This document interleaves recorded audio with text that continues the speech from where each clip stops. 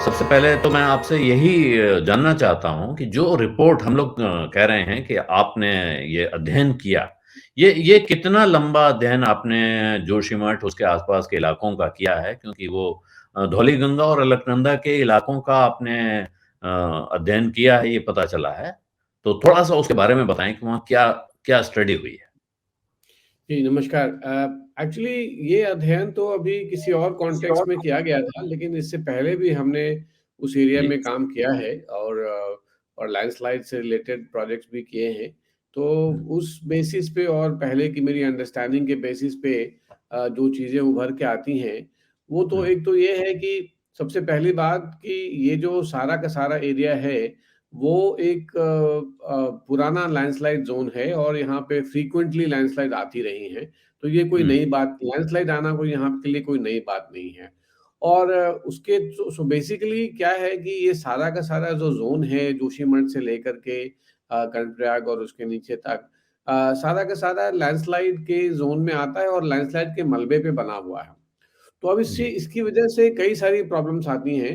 एक तो हुँ, ये कि भूकंप के झटके आते रहते हैं जो कि साइज़्मिक ज़ोन 5 में आता है, नंबर 1। नंबर 2 लैंडस्लाइड ज़ोन है और पुराने डेब्रिस पे बना हुआ है ये सारा का सारा शहर। तो उसकी वजह से जो मलबे में जब आप कुछ बनाते हैं तो आपको बहुत डीप फाउंडेशन नहीं मिलती है, तो वो घर हुँ, ऑलरेडी काफ़ी वीक होते हैं। उनकी फाउंडेशन तो कुछ होती नहीं है।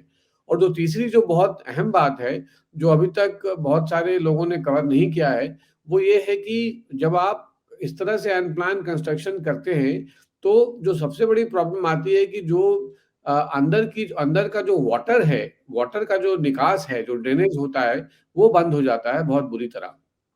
तो वो जो ड्रेनेज कंजेशन जब होता है, तो अंदर में पोर प्रेशर बहुत ज़्यादा हाई हो जाता है और एक पॉइंट पे जब वो पूरे एक रीजनल पोर प्रेशर जब बहुत हाई हो जाएगा, तो वो अल्टीमेटली फेल करने लगती है। पूरे की पूरी धरती जो है वहाँ पे फेल करने लगती है और वही अभी हो रहा है। तो आपने देखा होगा कि कई जगहों पे जहाँ-जहाँ पे फेलियर्स हुए हैं और जहाँ-जहाँ पे पानी को मौका मिल रहा है निकलने का, पानी वहाँ बहुत तेज़ी से निकल रहा है। और ये साफ दिखाता है कि पोर प्रेशर जो है उतना ज़्यादा डेवलप हो गया था कि वहाँ पे लैंड फेलियर और लैंड सब्सिडेंस जो है वो होने लगी। तो कई हुँ, चीज़ें हैं जिसको हमें ध्यान में रखने की बात है। इसको समझने की बात है कि हमें इसका प्रोसेस क्या है और किस हुँ, तरह से ये ऑपरेट हो रहा है। एक हम लोग साइंस में और जियोलॉजी में एक एक वर्ड यूज़ करते हैं कि एक हर एक सिस्टम का एक थ्रेशोल्ड होता है।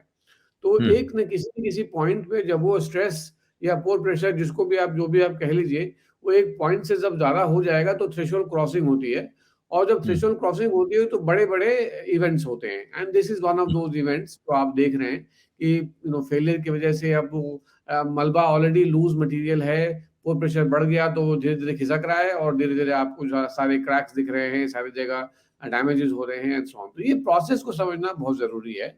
और this is a completely natural process इसमें कुछ भी जो ह्यूमन एंगल वो बस यही है कि हमने जो नेचुरल निकास था पानी का उसको बंद कर दिया। स्लोप्स हुँ। को हमने अनस्टेबल कर दिए because of the construction activity and because of many other events और इन दोनों से हमने इस प्रोसेस को एग्रीवेट कर दिया है और वही उसी का नतीजा जो है हम आज देख रहे हैं।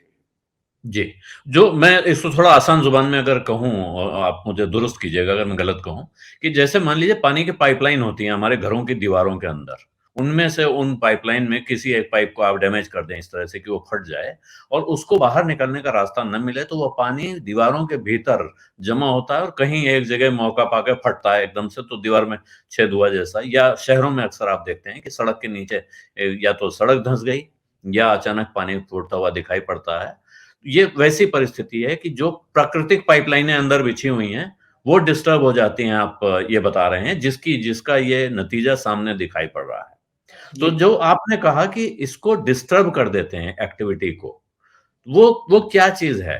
जो कहा जा रहा है वहाँ जो एक्टिविस्ट हैं, वो लगातार बहुत लंबे समय से कह रहे हैं कि साहब ये जो डायनामाइट के विस्फोट होते हैं, खास तौर पे यहाँ तपोवन विष्णु गार्ड परियोजना और धौलीगंगा प्रोजेक्ट हैं, जिनका नाम लिया जाता है कि ये ज़िम्मेदार हैं जोशीमठ की इस हालत के लिए। ये बात किस हद तक सही है?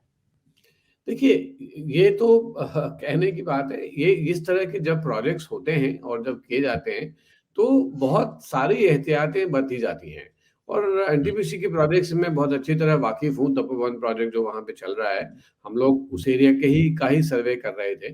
तो जी। वहाँ जो ब्लास्टिंग होती है और जो जो टनलिंग होती है, अब फॉर एग्जांपल ब्लास्टिंग को ले लीजिए। ब्लास्टिंग का जो इफेक्ट होता है वो इंस्टेंट इफेक्ट होगा। अगर ब्लास्टिंग से कोई इम्पैक्ट आने वाला है तो तुरंत हुँ, आएगा जो है। हुँ, ब्लास्टिंग का इफेक्ट जो है 1.5 साल के बाद नहीं आएगा फॉर एग्जांपल, ठीक है।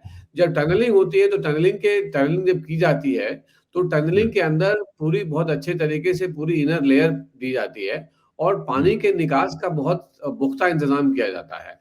क्योंकि हुँ, सीपेज आप अगर रॉक में छेद बना रहे हैं तो पानी तो निकलेगा ही निकलेगा। हुँ, लेकिन उसके ड्रेनेज का पूरा पुख्ता इंतजाम किया जाता है और किया गया है। तो हुँ, इसलिए उन प्रोजेक्ट से और ये यहाँ जिस एरिया में ये प्रॉब्लम आ रही है, वो एरिया उस प्रोजेक्ट से कम 12 किलोमीटर की दूरी पे है। तो उतनी दूर तक तो इफेक्ट नहीं जाएगा। जो जो तपोवन का जो बराज है, प्रोजेक्ट का जो बराज है, उससे वो करीब 12 किलोमीटर दूरी पे है। तो इसलिए हुँ, इतना इतना लॉन्ग इफेक्ट तो नहीं होता है इन प्रोजेक्ट्स का, जहाँ तक मुझे पता है। और जी, अगली बात ये है कि आप अगर जोशीमठ की बात करें तो ठीक है, तपोवन वहाँ से पास में है, लेकिन हुँ। कर्णप्रयाग में भी हो रहा है, उसके बीच में भी कई ऐसी जगहों पे है जहाँ पे हो रहा है। तो वहाँ तक तो उस प्रोजेक्ट का इफ़ेक्ट नहीं जाएगा।